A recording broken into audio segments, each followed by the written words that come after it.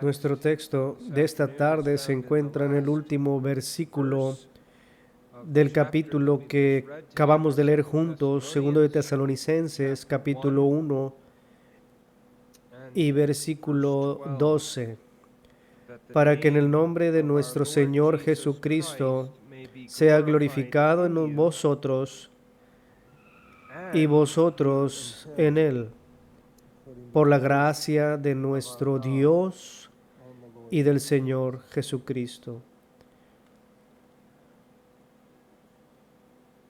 La palabra gloria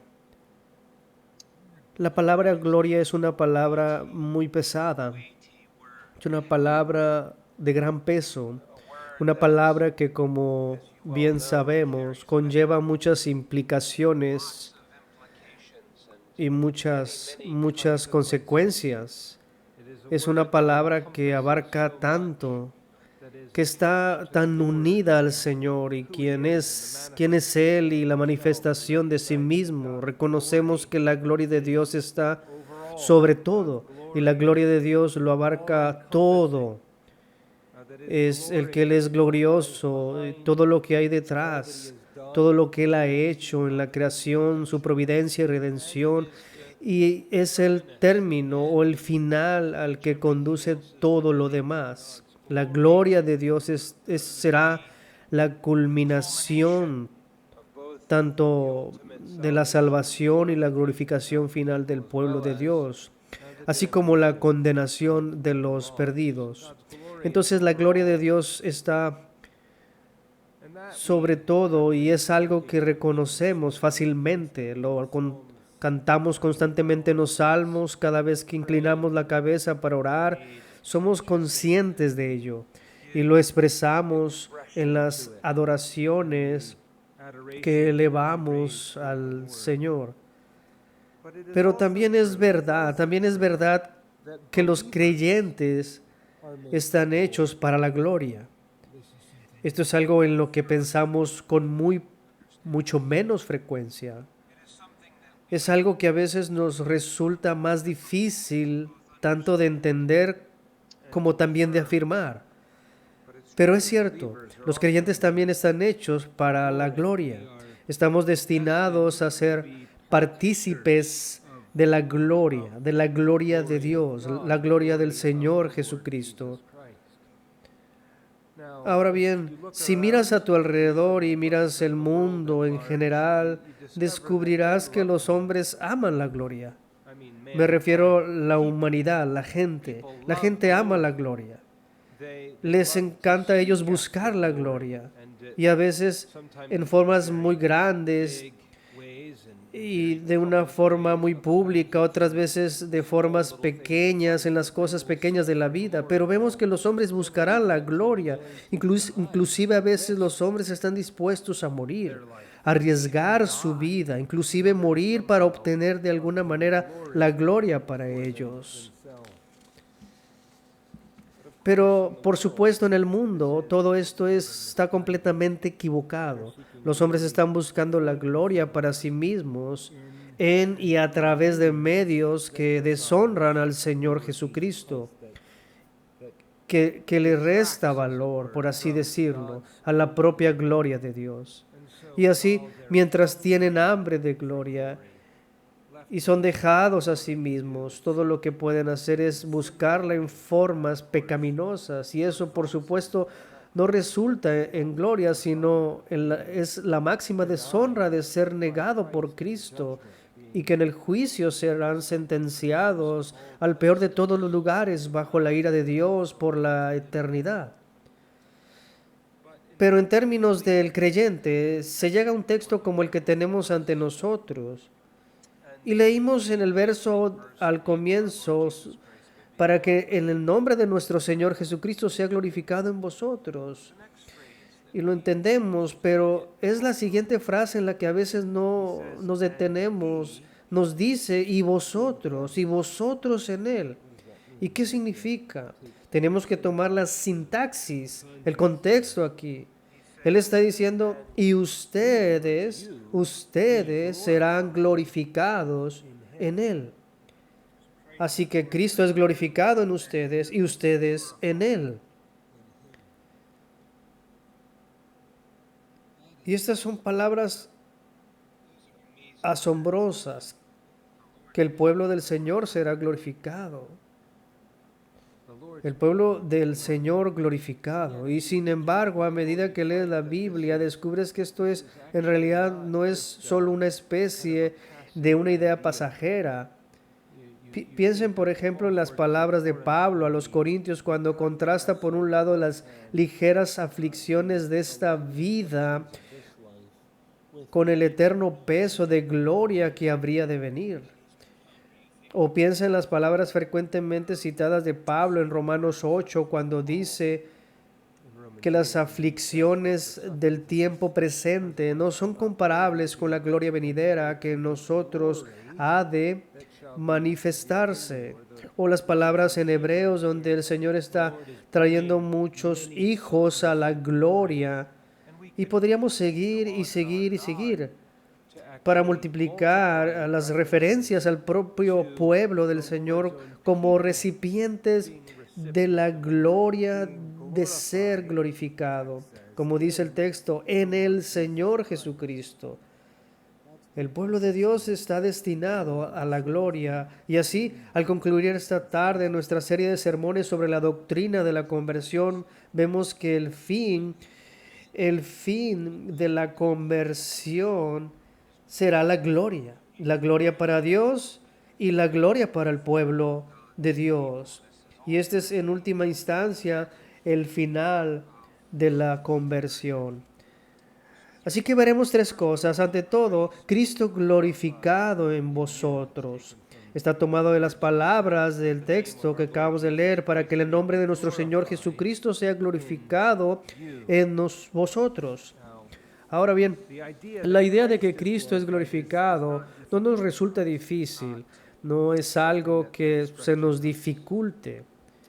Y Pablo está diciendo aquí, bajo la inspiración del Espíritu Santo, que cuando la obra de la fe, precisamente esta obra de la fe salvadora, se cumple con poder, entonces Cristo es glorificado en su pueblo. Si miras el verso que está antes, este dice, para que nuestro Dios os tenga por dignos de su llamamiento y que cumpla todo propósito de bondad y toda obra de fe con su poder. La siguiente palabra es la palabra que o para qué o para este fin, para este propósito, para que el nombre de nuestro Señor Jesucristo sea glorificado en vosotros. Así, esta obra de conversión, verdadera conversión salvífica, la obra de fe y arrepentimiento, la obra de Dios viniendo por medio del ministerio del Espíritu Santo, transformando radicalmente la vida de una persona, toda esta actividad salvífica, este gran cambio, donde los pecadores que están muertos en sus pecados y se dirigen en una dirección, se les da un giro y son llevados a buscar al Señor y encontrar al Señor. Él dice que esta gran obra de fe, cuando es traída con poder, hace que Cristo sea glorificado en su pueblo. La pregunta es ¿cómo? ¿Cómo es que Cristo es glorificado en su pueblo y en la salvación de su pueblo? Bueno, en principio se podría decir, cuando su majestad está, su excelencia está visiblemente representada en ellos. Así que eso sería un ejemplo. Y eso es verdad. Pero eso también, por supuesto, es cierto todo el tiempo y en todas las circunstancias. En otras palabras, es cierto acerca de toda la tierra y cierto también acerca de los cielos. La excelencia de Dios o su majestad es manifestada, es representada incluso en la creación inanimada. Por ejemplo, en las estrellas, en la luna, arriba en los cielos, así como abajo en la tierra. Vemos el poder de Dios, vemos la sabiduría de Dios, vemos la soberanía de Dios, vemos que Él es justo y así sucesivamente. Todo esto manifiesta inclusive en estas cosas, incluso en la creación, el trabajo de la creación en sí mismo, y de hecho se podría decir en la obra de la providencia. Hay una demostración de la excelencia de Dios en su sustento, su control, su soporte, su realización en todas sus criaturas y en todas sus acciones, su santa voluntad, su excelencia también se ve allí. Y debido a ello, esto mismo podríamos decir sobre la obra de redención en general, que Dios está manifestando en la obra que ha emprendido, quién Él es, y eso no puede ser lo único a lo que se hace referencia aquí. La majestad de Dios visiblemente representada en su pueblo, porque está visiblemente representada en todo el universo. Y creo que más específicamente, Cristo es glorificado cuando declaramos y exhibimos su excelencia en la palabra y obra.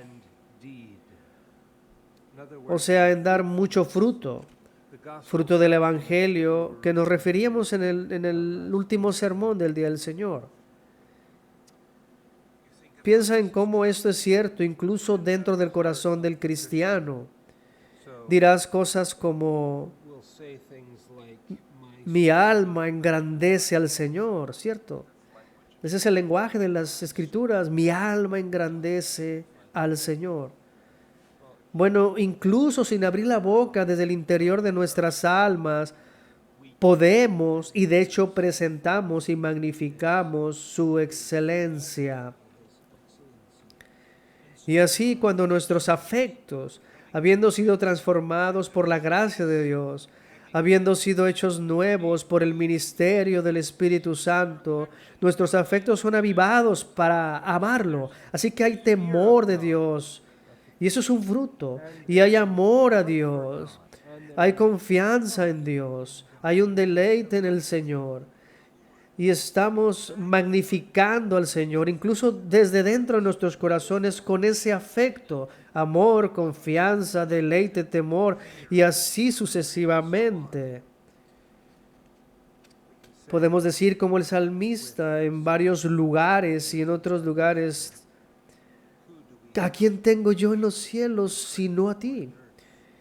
Y fuera de ti nada deseo en la tierra.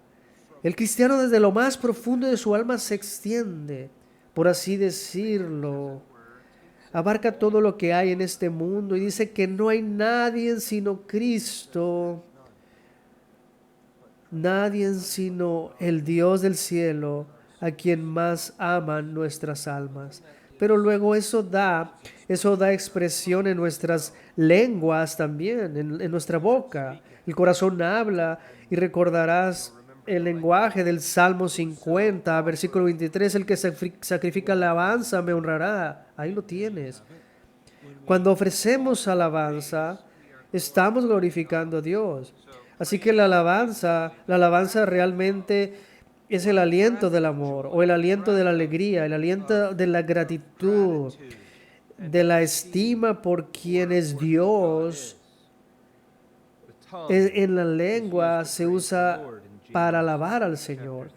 Santiago 3, el capítulo 3, que está dedicado a la lengua, es el pasaje más familiar acerca de la lengua. Dice en el versículo 10, de una misma boca procede bendición y maldición. Hermanos míos, esto no debe de ser así. Y el punto es, como podemos ver en el versículo 9, con ella bendecimos a Dios y Padre, y con ella maldecimos a los hombres. Esa boca, esa lengua debe ser empleada para bendecir al Señor, glorificando al Señor. No debe de ser usada para maldecir, para chismear, para ridiculizar, calumniar, derribar y continuar en una multitud de otras maneras, usando nuestra lengua para deshonrar al Señor. Entonces lo tenemos en nuestros corazones, lo tenemos en nuestras lenguas, pero también los tenemos en nuestras vidas. Nuestras mismas vidas son el fin o el propósito de nuestra existencia. Sería glorificar a Dios. El fin o la meta de nuestras acciones debe de ser glorificar a Dios. Entonces Pablo puede mirar a los corintios y decirles, ya sea que coman, beban o hagan cualquier otra cosa, hágalo para la gloria de Dios. Él está diciendo en las cosas más sencillas de la vida, podría haber dicho, al lavarte los dientes, glorifica a Dios. Él está diciendo en las cosas de poco valor, en las cosas pequeñas, en los detalles, en lo que piensas que son cosas superficiales, en las necesidades tanto como en las cosas grandes también. Todos tendemos a pensar bien en aquellas grandes decisiones. Tengo que estar seguro de tener como objetivo el glorificar a Dios, pero en todas las cosas menores, no importa tanto. Y el Señor se adentra en estas pequeñas cosas y dice, soy dueño de todo esto. Todo esto debe de ser empleado para mi gloria. Y así el cristiano está ansioso por promover el honor de Dios. Y eso incluye cómo promovemos su honor. Bueno, en otras cosas tenemos que estar haciendo lo que está de acuerdo con su voluntad, lo que a Él le agrada, lo que le honra. Nos interesa la obediencia y seguir su voluntad, porque queremos promover su honor y que incluye la obediencia a la ley de Dios. Todo el concepto de la santidad, la pureza y piedad, estamos buscando su honor, que es otra forma de buscar su voluntad. Y también hay algo celestial en esto. Si queremos honrar al Señor, si queremos glorificar al Señor en nuestros pensamientos, en nuestros afectos, van a estar puestas las cosas de arriba en los cielos donde Cristo está. Somos personas orientadas al cielo. Eso nos llevará a algo celestial. No vamos a pensar simplemente en las consecuencias que se van a desarrollar en esta vida y en cualquier conjunto de circunstancias dadas. Puedes tener un cerdo, por ejemplo, un cerdo, la cual su capacidad para girar la cabeza es muy limitada, ¿cierto? No ves cerdos caminando con su nariz apuntando hacia arriba y luego hacia atrás. Ellos están enfocados un poco hacia adelante y se mueven un poco para un lado y para el otro. No soy un experto en cerdos, pero el punto es que se enfocan principalmente en lo que está enfrente de ellos, el lodo, y poder desenterrar las cosas para comer, etcétera. Pero los cristianos no son así. Los cristianos, sus corazones, sus mentes, sus ojos, su enfoque es principalmente hacia arriba. Y por lo tanto, la fragancia de una orientación celestial que se lleva con nosotros. Buscamos la honra del que está sentado en gloria. Eso significará, por ejemplo, que en las tragedias de la vida se exhibirá paciencia en el sufrimiento. Y volveremos a esto más adelante.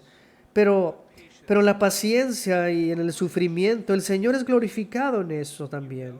Tú sabes, entre otras cosas, el Señor le dice en el caso de Job, le dice al diablo, no tengo a nadie en el mundo, a nadie en el planeta como Job. Y el Señor apuesta su gloria, su gracia en la obra de Job. Y Él dice que lo haga. Y el diablo dice, bueno, Él te maldecirá. Dios le dice, no lo hará y no. Y Él no lo hizo. El Señor fue glorificado en la paciencia y la perseverancia de Job en medio de los dolores, sufrimientos muy agudos, muy dolorosos, que destrozaban su vida. La soportó con una disposición que buscaba bendecir al Señor. Entonces tenemos oportunidades. Cristo es glorificado en su pueblo. El Señor nos da oportunidades. Él nos da constantemente oportunidades de honrarlo o deshonrarlo. Y nuestras acciones, por supuesto, hablan más fuerte que nuestras palabras. Nuestras obras hablan más que nuestras palabras. Dice el Señor acerca de los fariseos, que ellos decían una cosa y ellos hacen otra. Les dice a sus discípulos, Lo que están diciendo en realidad no es malo, simplemente no hagan lo que ellos hacen. Y puedes tener aquellos que tienen todo el lenguaje correcto y pueden decir todas las cosas correctas. Pueden decir, amo a Jesús, estoy contento por la Biblia, quiero que todos hagan las cosas como deben de hacerse y que agraden al Señor. Y por el contrario, su vida habla claramente de desobediencia y rebeldía, desafiando al Señor y su palabra. Nuestros hechos hablan más fuerte que nuestras palabras. Entonces tenemos oportunidades para glorificarlo en nuestros corazones, en nuestras lenguas, en nuestras vidas y así sucesivamente. Pero en segundo lugar, habla de que el cristiano es glorificado en Cristo. Esas son las palabras que señalé al principio. Y él y el cristiano glorificado en Cristo. Pablo está diciendo que mientras estamos ocupados, concentrados o enfocados por amor y gratitud por Cristo, estamos enfocados en buscar, estimarlo, honrarlo, levantarlo y glorificarlo.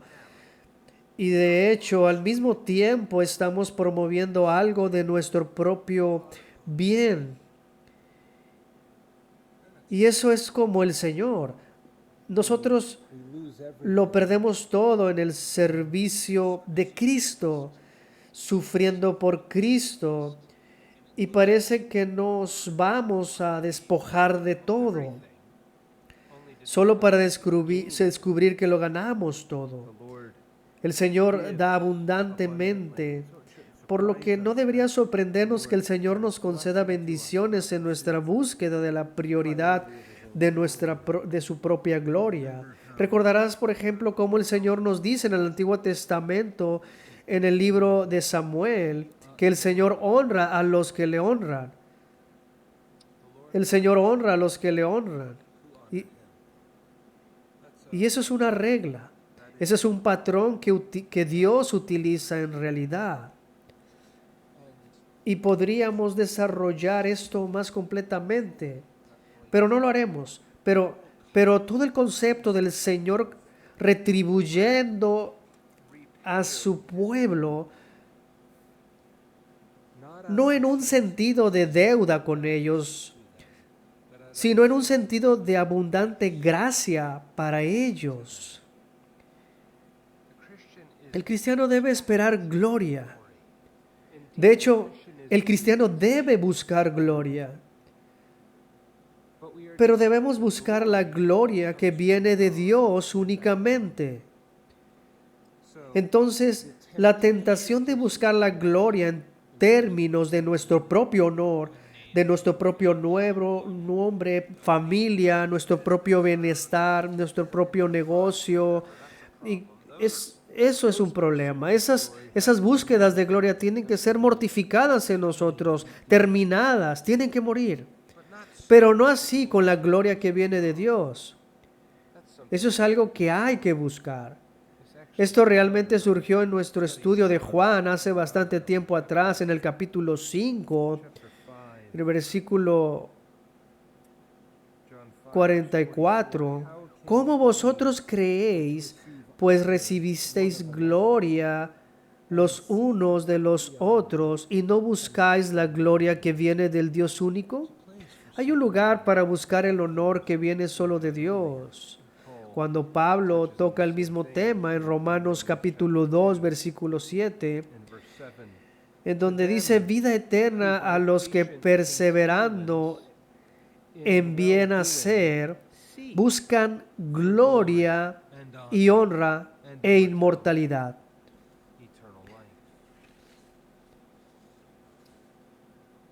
El problema es la tentación para el cristiano por el mundo en que vivimos.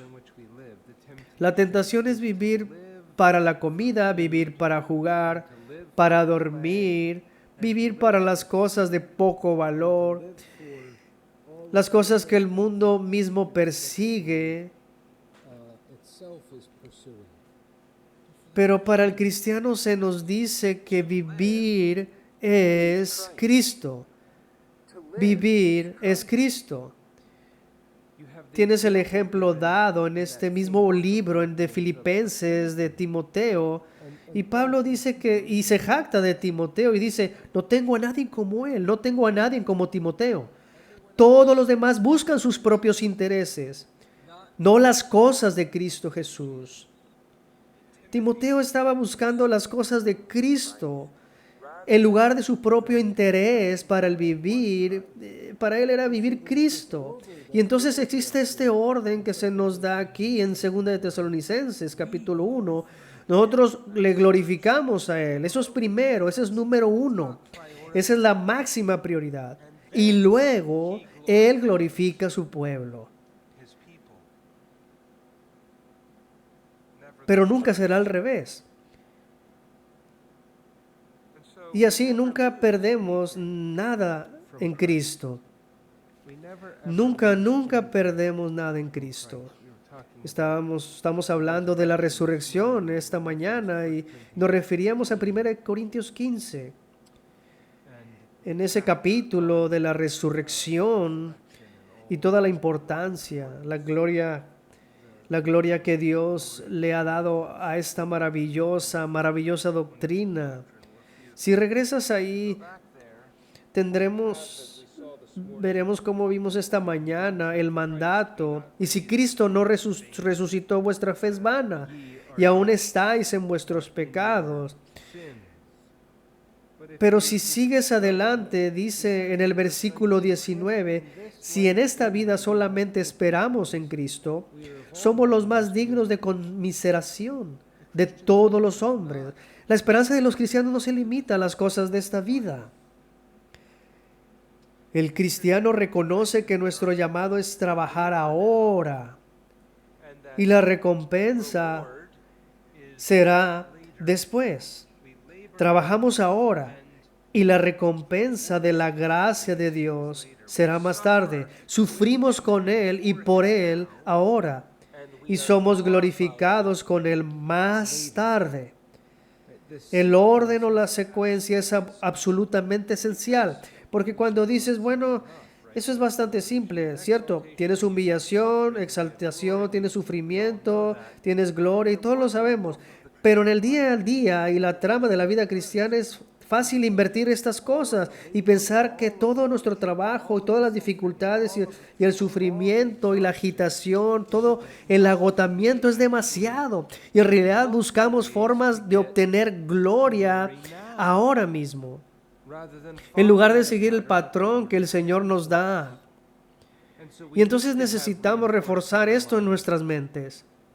Lo que Dios hace, glorificamos a Cristo y es en ello que invertimos nuestra vida y Él nos glorificará en el tiempo por venir. Por eso dice Jesús en Mateo 10, a cualquiera pues que me confiese delante de los hombres, yo también le confesaré delante de mi Padre que está en los cielos.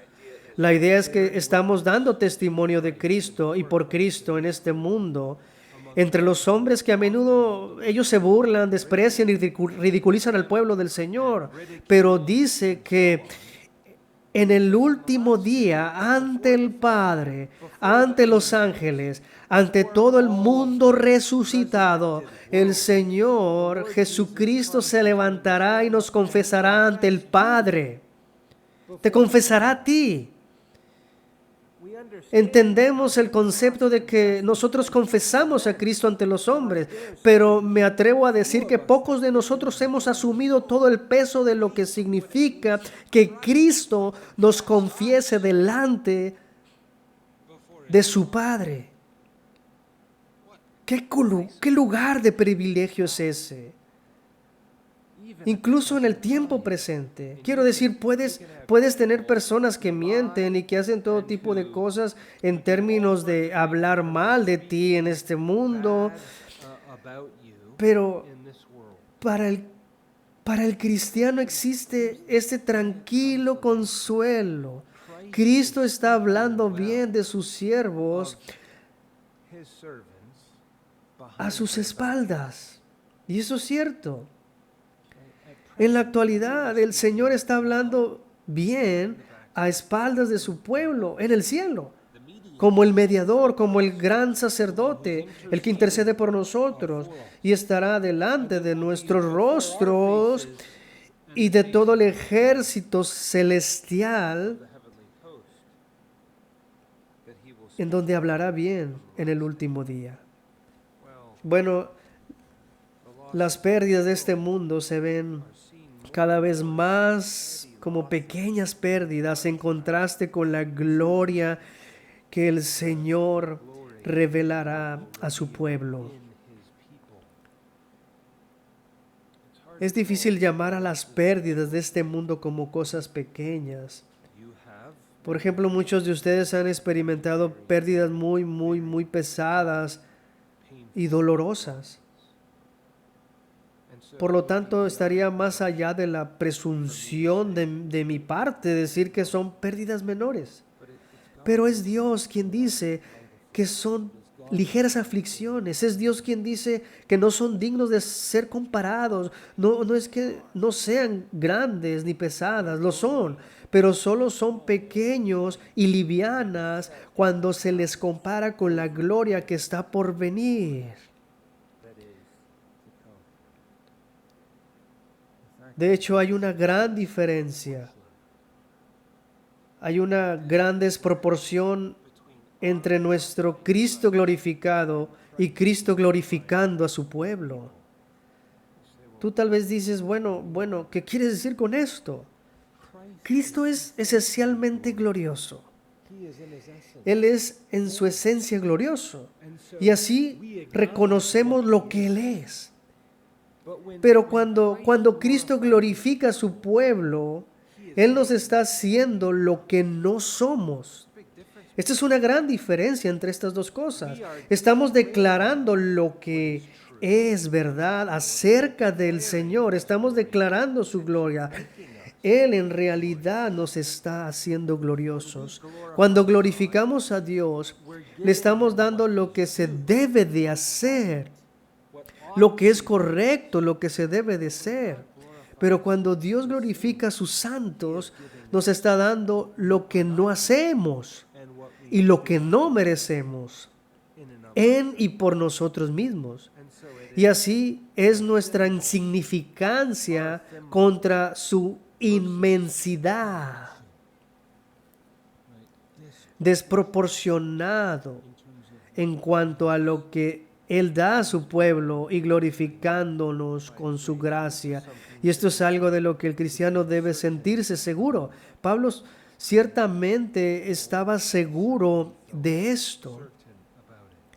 Él llega al final de su vida y ministerio, y en la segunda carta a Timoteo, en el capítulo 4, dice en el versículo 8, y también en el versículo anterior, en el versículo 6, él está hablando acerca que el tiempo de su partido está cerca, se está preparando para morir. En el versículo 7 habla del hecho de que en Cristo he glorificado a Cristo, he peleado la buena batalla, he acabado la carrera, he guardado la fe. Pero en el versículo 8 dice, por lo demás, me está guardada la corona de justicia, la cual me dará el Señor, juez justo en aquel día, y no solo a mí, sino también a todos los que aman su venida.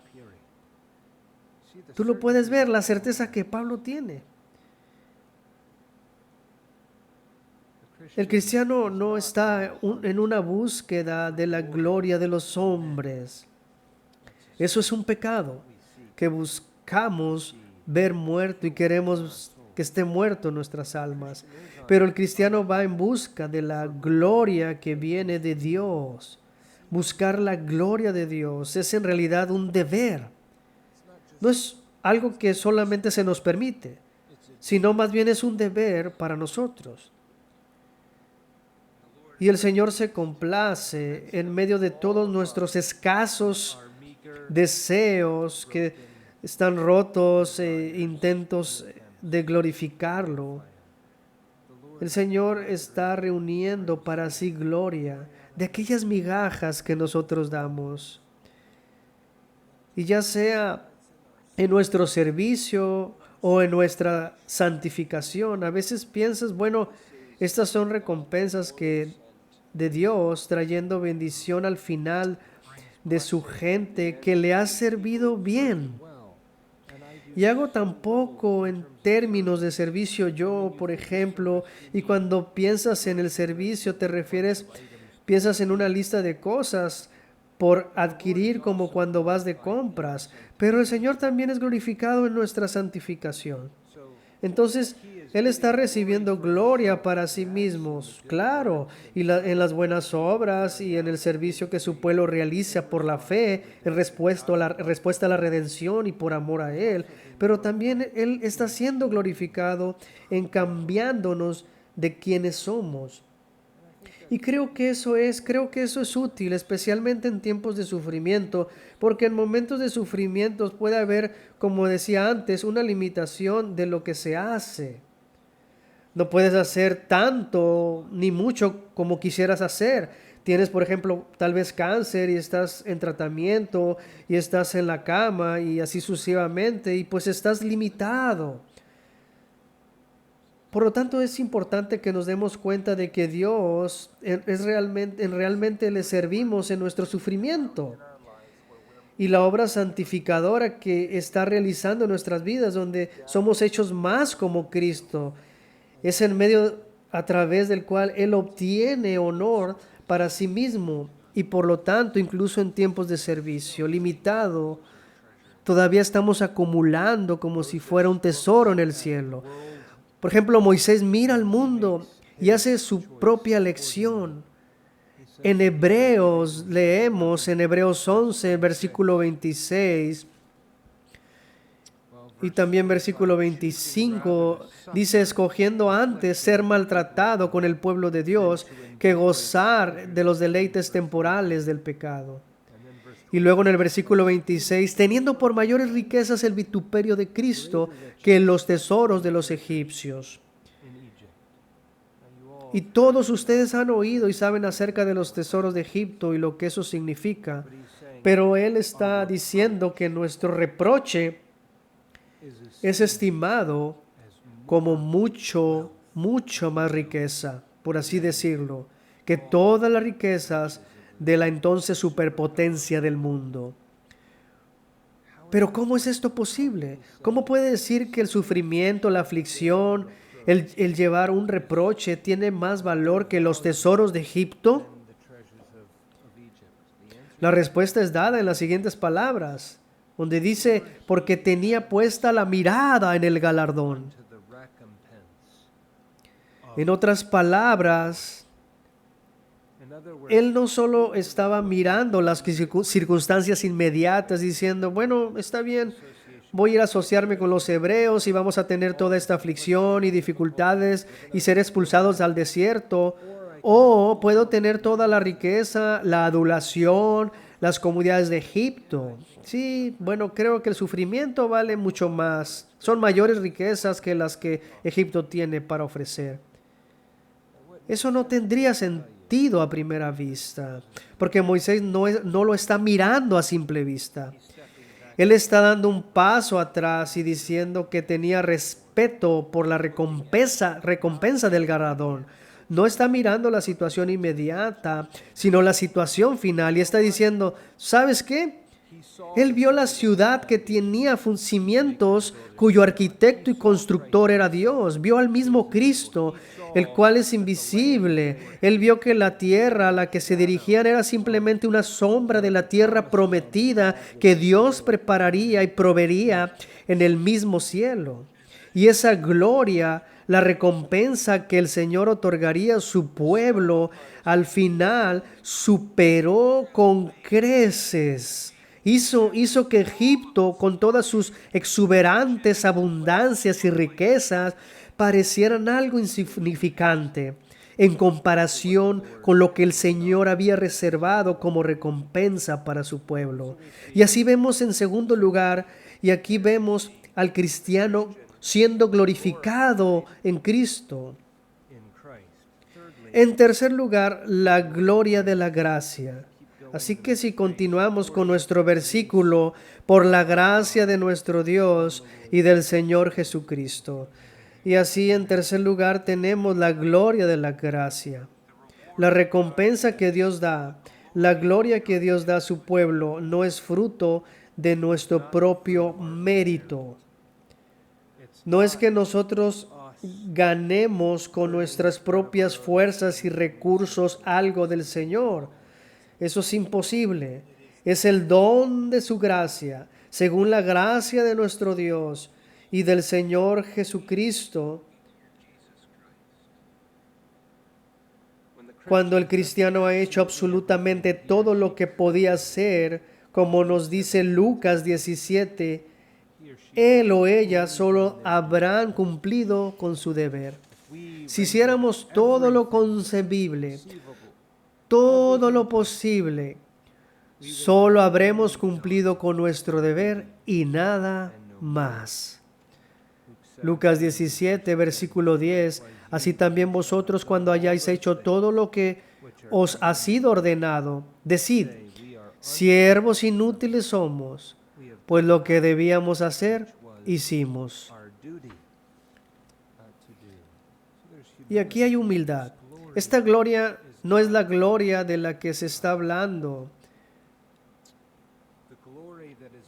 No es la bravuconería y toda la arrogancia, los golpes de pecho o el sentido de superioridad con el que la gloria entre los hombres se asocia tan a menudo. No es la gloria del atleta que se jacta y les dice a todos que él es el mejor del mundo, o el hombre de negocios que gana montones de dinero y dice que él es el más inteligente del mundo, o lo que sea. Esa arrogancia no está presente, está completamente ausente. Hay humildad. La descripción de los demás ante el trono es que ellos están arrojando sus coronas ante el Señor. Hay humildad, diciendo que todo ha venido de la gracia del Señor. Y el Señor da gracia y salva a un pecador.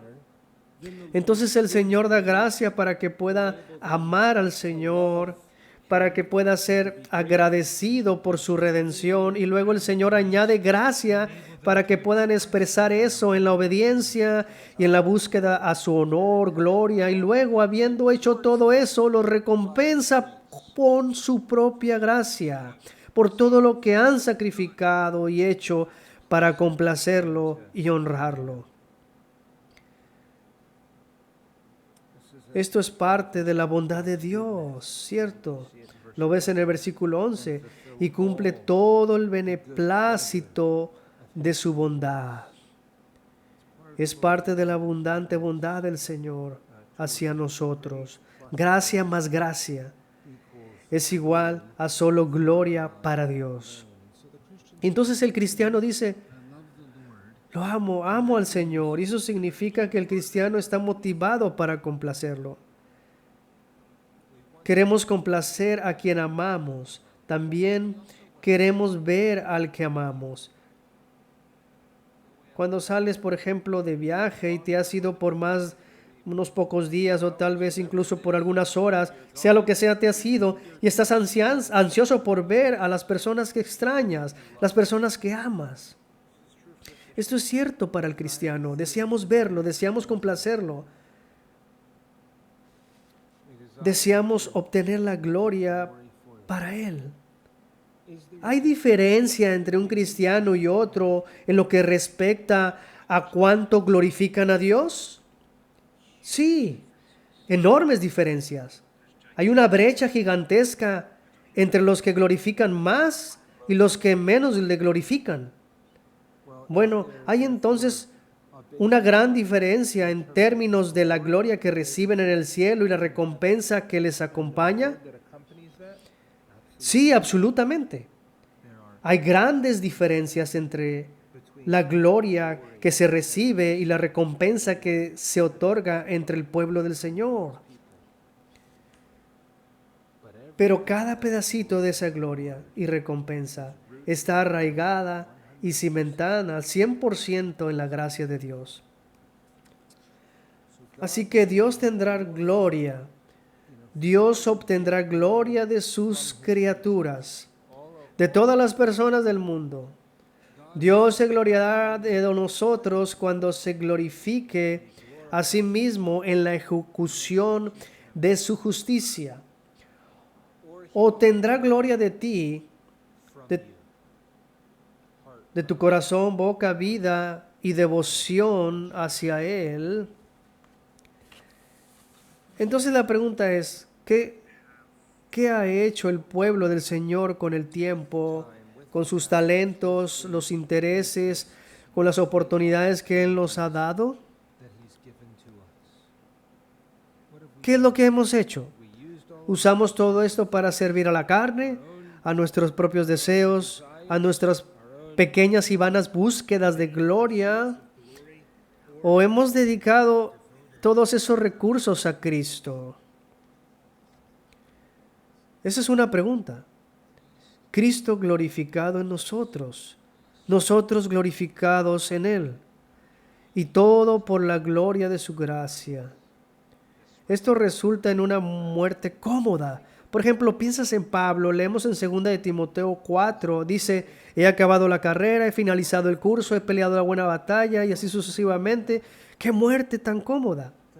Que no haya desperdiciado su vida en vanidades, tonterías, en cosas sin valor, suciedad, como quieras llamarlo, sino que habiendo gastado su vida para la gloria del Señor Jesucristo. Tenemos ejemplos del Antiguo Testamento de esto también. Por ejemplo, el rey Ezequías es uno de ellos, el gran rey que reformó la adoración a Dios durante su reinado. Y en Isaías 38, así es como habla Ezequías, Isaías 38, versículo 3. Algunos de ustedes leyeron esto no hace mucho tiempo si están usando el plan de lectura de McChain.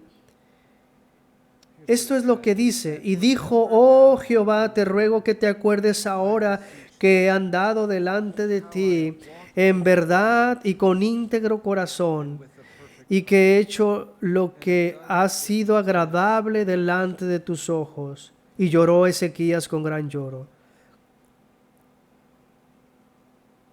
¿Cuántos de nosotros nos sentiríamos cómodos diciendo esto?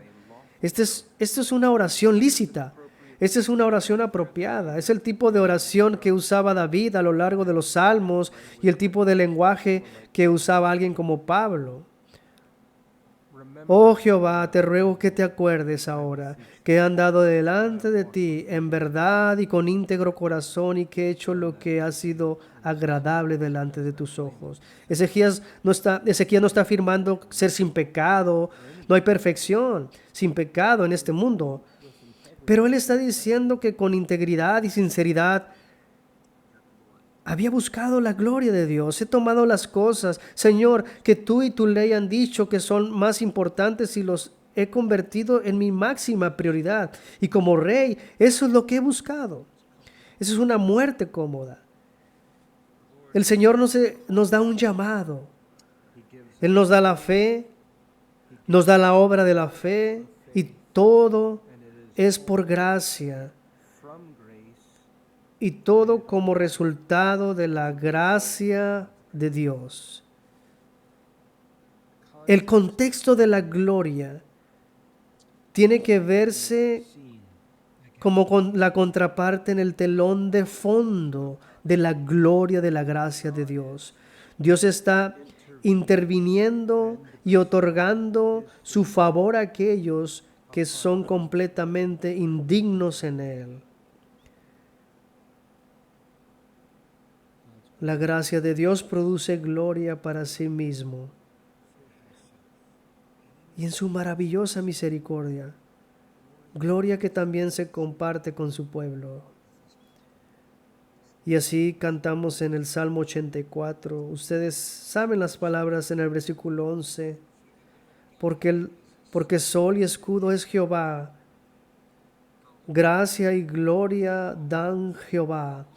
Gracia y gloria dan Jehová. No quitará el bien a los que andan No good thing will he withhold from en the integridad. Pongámonos de pie para orar.